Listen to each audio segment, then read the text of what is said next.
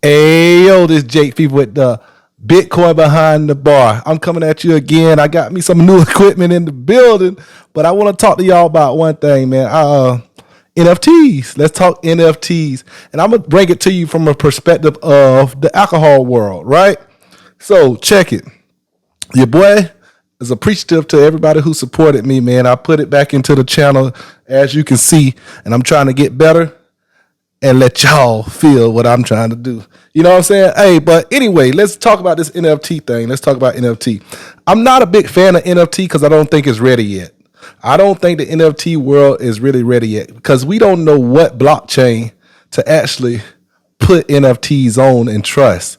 Like, yeah, we go on Ethereum. Yeah, you got Solana. Yeah, you got Polygon.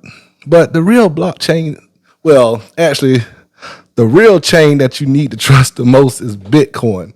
And that's the chain that doesn't have that many NFTs on it. Well, at least I'm not as knowledgeable about that. I just heard that some NFTs are going on the Bitcoin chain, but in reality, you have to be able to trust the chain that the NFT is actually on. And as you can see, man, these are some bottles right here that's technically my NFTs. Now I have the Tesla bottle here. It's I think it's 1 out of 20,000. I got a couple of these.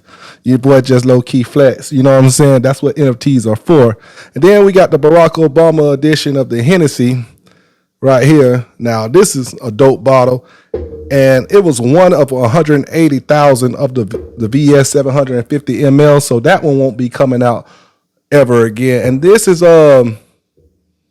this right here is the VSOP Hennessy 200th year anniversary. So when Hennessy turned 200 years into making the VSOP version of their liquor, they dropped a bottle that is unique, has a unique flavor in it, and it's never been opened by me, so I don't really even know what it tastes like yet.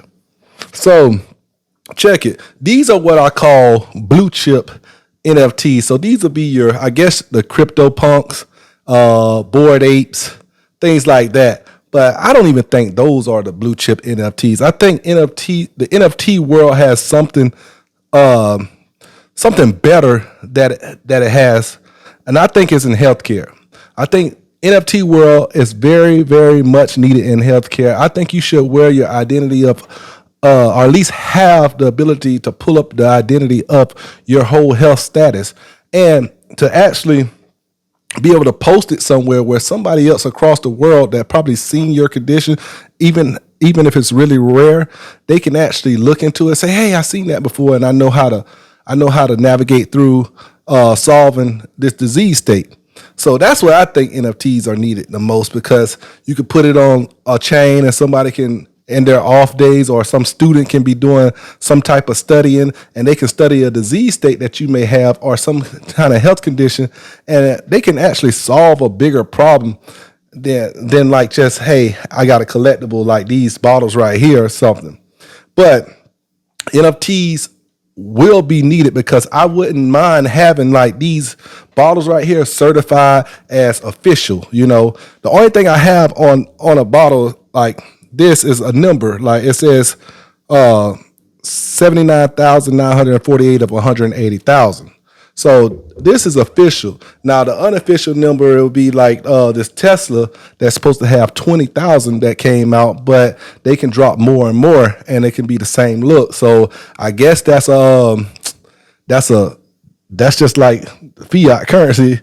And this one here, it's rare, it's new, but who's to say that they can't drop any more of them because it doesn't have an official number? But Hennessy, like, they're trusted, just like I would trust them, like the Bitcoin blockchain. They are a centralized entity, but like they really don't drop more and more labels and things that's different, because once they put it in the bottle, the flavor and the taste is going to taste different regardless.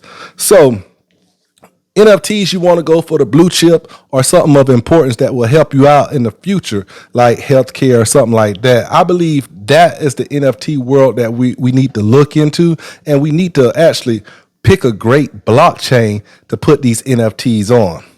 Now, the crazy thing about it, everybody will tell you, man, you can flip this NFT to get this, you can flip that to get this, you can flip that to get that. You got to stay away from stuff like that.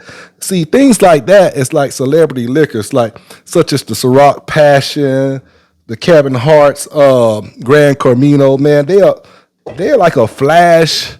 Like they'll just flash and be popular for the moment. So they're right. You could probably make some money, but you don't want to get caught in the hype, buying the high and not being able to sell. And when it dips because everybody's not in the market to buy celebrity tequila or celebrity vodka and things like that. Or you know what I'm saying? Whatever it is, crypto, baby, or whatever it is. So you want to be careful about buying NFTs to flip. Now, if you grab something like this is significant. This is President Obama's inaugural edition of Hennessy. It's never going to be another one. Tesla made some tequila. He can keep making it, but it's rare that Tesla's going to be in the tequila business. And the Hennessy 200th year anniversary, how many 200th year anniversaries are there going to be? You know, so you want to be wary of that. And then you have some things that are rare or hard to get that people value as well. Something like a Buffalo Trace Blanton's, right? This is an allocated bourbon, but you can put your hands on this and they're going to continue to make it, and it's going to continue to stay consistent with the taste. So you might not be able to get it, and you may have a reason to try to get it, but it's going to be produced in limited form, such as Jordans. So the bourbon right there that I just showed you be like a pair of Jordans. Now, who's to say like the Grand Cormino might not be as famous right now, but let's say something happens to Kevin Hart and like Kobe Bryant passed away. So something happens to one of those celebrities. Now all their stuff is basically valuable. So you do have some opportunity to make money off NFTs in that fashion, but guess what?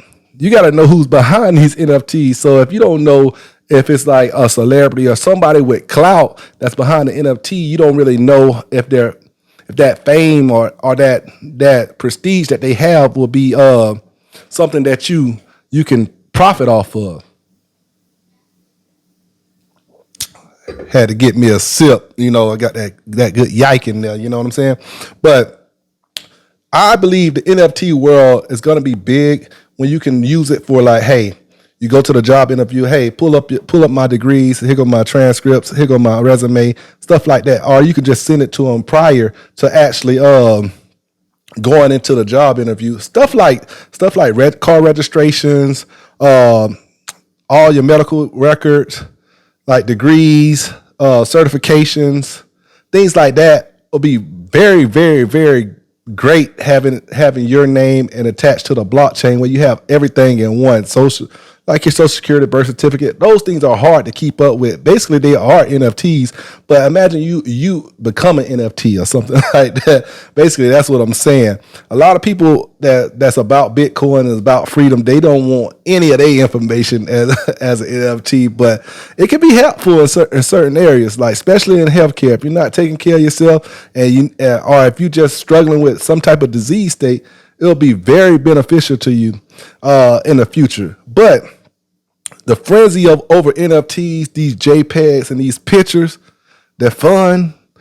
But hey, will they last that long? Because they're not actual like valuable people right now.